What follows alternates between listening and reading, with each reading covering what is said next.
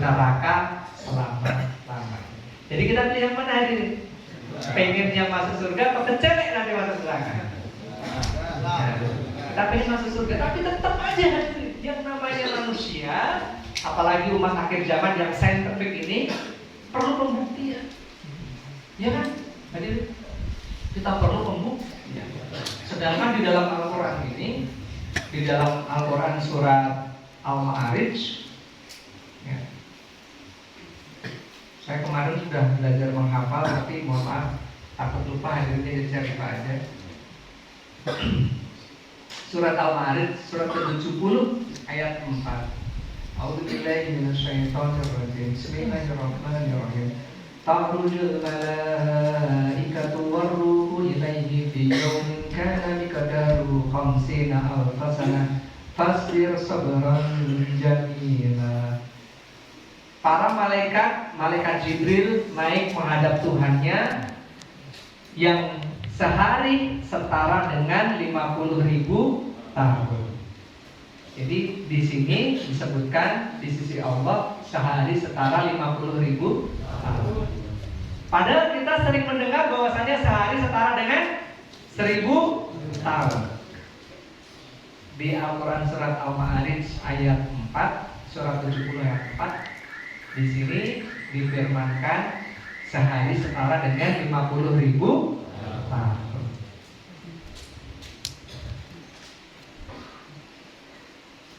Dalam Al-Quran surat Al-Hajj ayat 47. Bismillahirrahmanirrahim. Wa yastafjirunaka bil azabi wa lan yukhlifallahu wa'dah wa inna yawman inda rabbika ka'alfin sanatin mimma ta'uddun. Dan mereka meminta kepadamu Muhammad agar azab itu disegerakan, padahal Allah tidak akan menyalahi janjinya. Dan sesungguhnya sehari di sisi Tuhanmu adalah seperti 1000 tahun menurut perhitungan.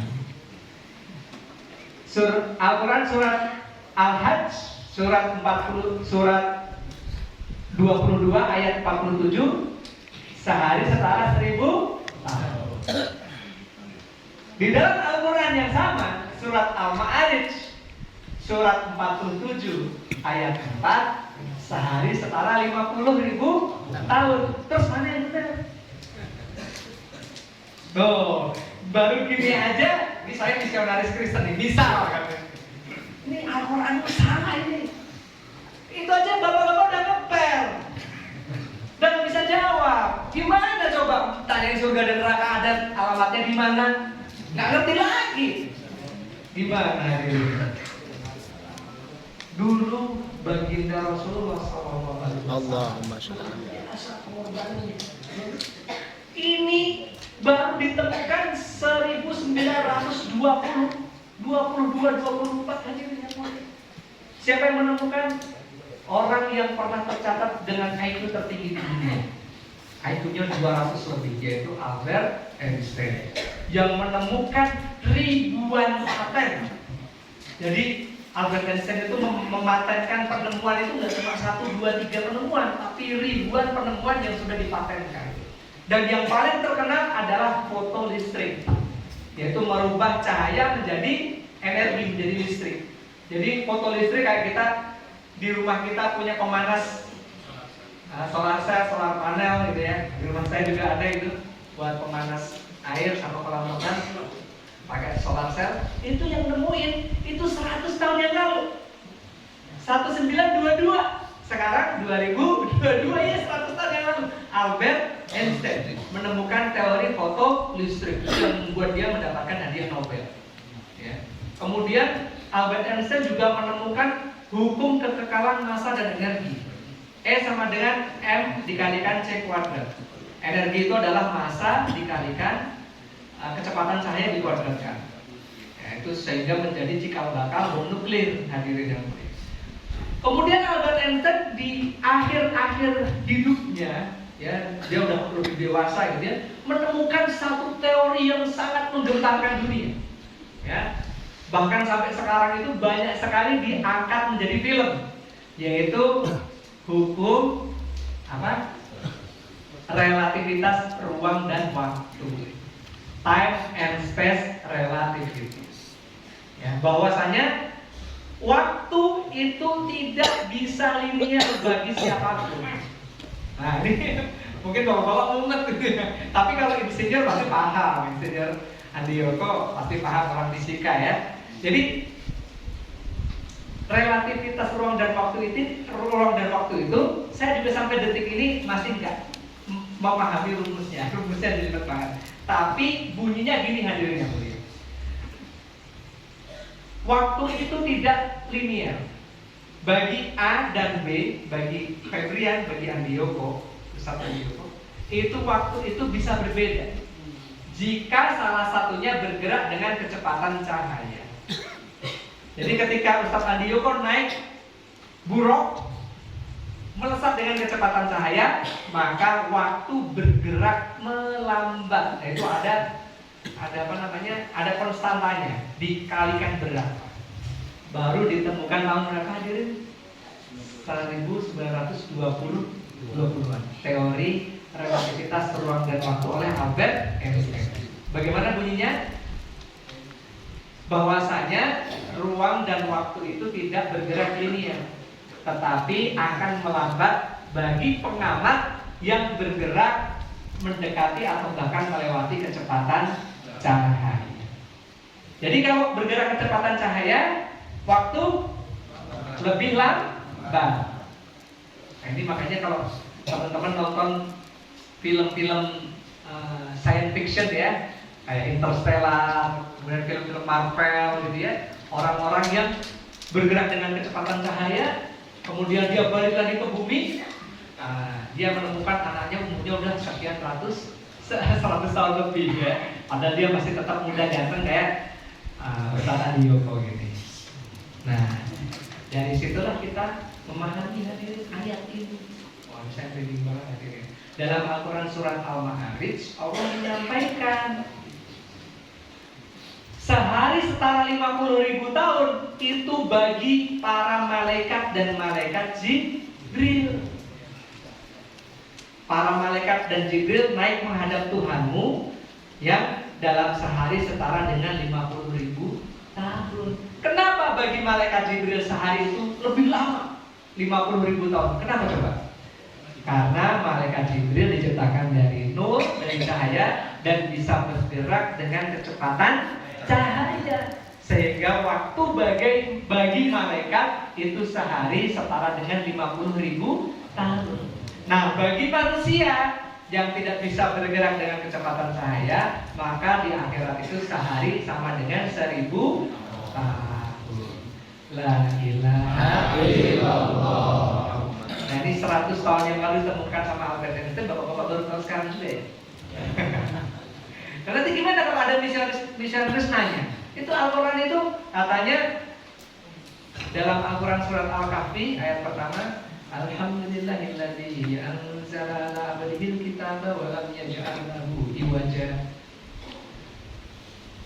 Bahwasanya alhamdulillahilladzi terpujilah bagi Allah yang telah menurunkan Al-Quran kepada hambanya, yang di dalam Al-Quran itu tidak ada kebengkokan, tidak ada kesalahan.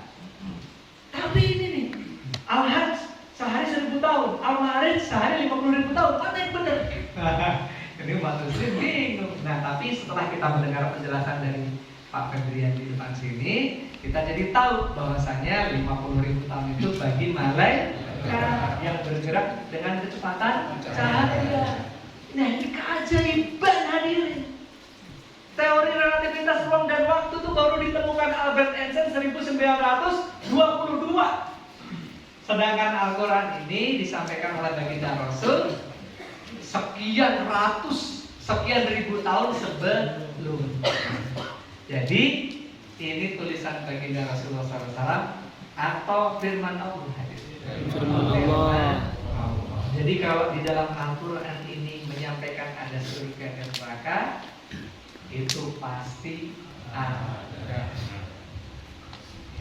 Karena keajaiban dalam Al-Quran itu luar biasa. Jadi kita makin semangat ya hadirin ya. Makin semangat kita mencari surganya Allah, kita mencari pertolongannya Allah dengan kita ambil bagian dalam usaha dakwah. Siap hadirin yang mulia? Siap. Alhamdulillah.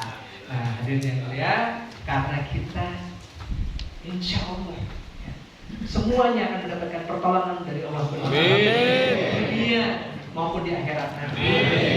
Kita harus banyak bersyukur. Amin. Syukur kita tunjukkan dengan wajah kita yang banyak senyum. Nah, ya senyum dulu. Jadi orang Islam itu banyak senyum, bahagia, gak pernah mikir hutang. Meskipun masih banyak hutang, gak perlu dipikir. Kenapa? Karena kita mau ada banyak duit, mau banyak hutang, itu yang mentakdirkan, memberikan episode adalah Allah. Selama ini kita diberikan cobaan kurang rezeki, kita mengeluh terus. Kita sekarang kita rubah. Kita dikasih banyak hutang sama Allah, alhamdulillah. Supaya Allah, wah ini hambaku udah mulai mensyukuri. Artinya dikasih hutang segini, udah enggak ngeluh lagi nih. Ya udah deh, mungkin sudah saatnya aku ambil semua hutangnya, dilunaskan. Amin ya Allah. Jadi kita bersyukur kepada Allah karena kita dikumpulkan dalam tempat yang mulia ini, dalam perusahaan yang mulia ini yang dibawa Allah Subhanahu wa taala ini. Dengan program yang mulia ini bersama orang-orang yang mulia. Amin ya Allah. Yang menjadi asbab hidayah bagi banyak orang hadirin yang mulia. Insya Allah kita semuanya di BTS ini tujuan utama kita bukan dunia, tapi mengisi hati kita, mengisi botol kita ini, botol ini, hati kita yang seperti botol ini kita isi dengan amal agama. La ilaha illallah. Sehingga nanti di satu titik kita dijemput kembali. Saat kita dijemput kembali hadirin yang mulia, ya, suatu saat nanti, entah kapan, bisa jadi tahun depan, bisa jadi bulan depan hadirin, bisa jadi minggu depan, kita nggak tahu hadirin. Yang namanya nyawa hadirin. Dan ketika kita dipanggil, dijemput oleh malaikat maut, kita ikhlas dan mulut kita bisa mengucapkan La ilaha illallah, La ilaha illallah, La ilaha illallah. Insyaallah hadirin. Amin ya rabbal alamin. Itulah maksud tujuan kita di dunia ini hadirin. Hidup amal agama, mati mengucapkan La ilaha illallah. Dan itu hadirin yang mulia bukan perkara sembarangan, bukan perkara sepele. Kata baginda Rasul, seorang mati nggak bawa pajero nggak masalah, nggak bawa luxury nggak masalah. Tapi seseorang mati nggak bawa iman masalah. Seorang mati membawa iman sebesar biji zarah hadirin yang mulia, maka akan diganti oleh Allah dengan surga yang luasnya 10 kali lipat dunia dan seisinya. La ilaha illallah. Itulah tujuan kita hadirin. Episode apapun yang kita alami di dunia ini, kita senyum aja. Makanya masya Allah, saya tuh kalau lihat teman-teman jamaah gitu ya, abab-abab dakwah gitu ya, nggak ada itu mukanya itu muram, sedih, gelisah tuh cenderung tuh nggak ada, pasti senyum semuanya. Tanda-tanda surga itu udah tampak hadirin.